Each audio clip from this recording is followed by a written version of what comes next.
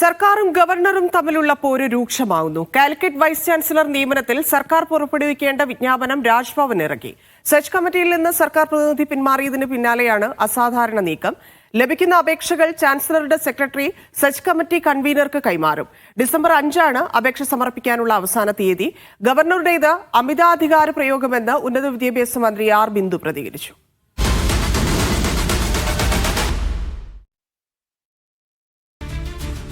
ഇത് വളരെ മോശമായ ഒരു നടപടിയാണ് രാജ്ഭവന്റെ ഭാഗത്തുനിന്ന് ഉണ്ടായിട്ടുള്ളത്. ഇതപര്യന്തമില്ലാത്ത വിധത്തിലുള്ള ഒരു അമിതാധികാര പ്രയോഗമാണ് ഈ നടത്തിയിട്ടുള്ളത്. തങ്ങളുടെ അധികാര പരിധിയിൽ വരാത്ത ഒരു കാര്യം ചെയ്തിരിക്കുന്നു. സംസ്ഥാന ഗവൺമെന്റാണ് ഇത്തരത്തിലുള്ള നോട്ടിഫിക്കേഷൻ ഇറക്കിക്കൊണ്ടിരുന്നത്. ഇതുവരെ അങ്ങനെയാണ് നടന്നിട്ടുള്ളത്. അതാണ് അതിന്റെ രീതി.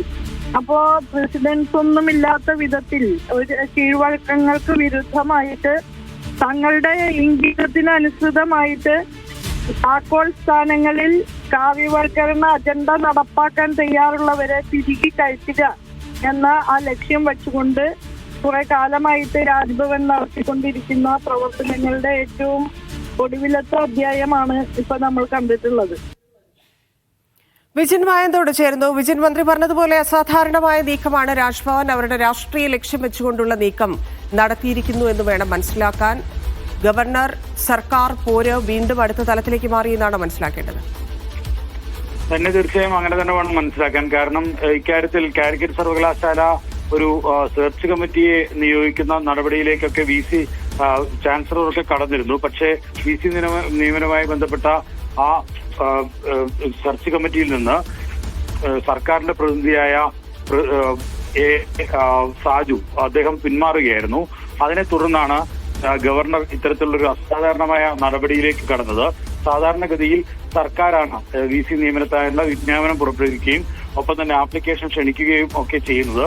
പക്ഷെ അതിനെ മറികടന്ന് ഈ 2 അംഗ സെർച്ച് കമ്മിറ്റി തന്നെ ഈ പരിപാടിയുമായി മുന്നോട്ട് പോകും എന്നുള്ളതാണ് ഗവർണർ ഇപ്പോൾ വ്യക്തമാക്കുന്നത്. രാജ്ഭവൻ അത്തരത്തിലുള്ളൊരു കത്താണ് നിലവിൽ പുറത്തിറക്കിയിരിക്കുന്നത്, വിജ്ഞാപനമാണ് പുറത്തിറക്കിയിരിക്കുന്നത്.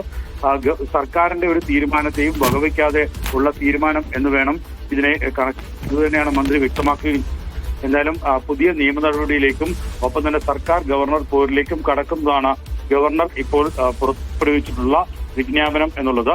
അതുകൊണ്ട് തന്നെ ഇത് ഒരുപക്ഷെ നേരത്തെ ഭാരതാംബ ചിത്രവുമായി ബന്ധപ്പെട്ടൊക്കെ വലിയ വിവാദങ്ങൾ നമ്മൾ കണ്ടതാണ്. അതിനൊക്കെ പുറമെ അതിനപ്പുറത്തേക്കുള്ള ഒരു സർക്കാർ രാജ്ഭവൻ പോരിലേക്ക് കൂടി എത്തിക്കുന്നതാണ് പുതിയ വിജ്ഞാപനം.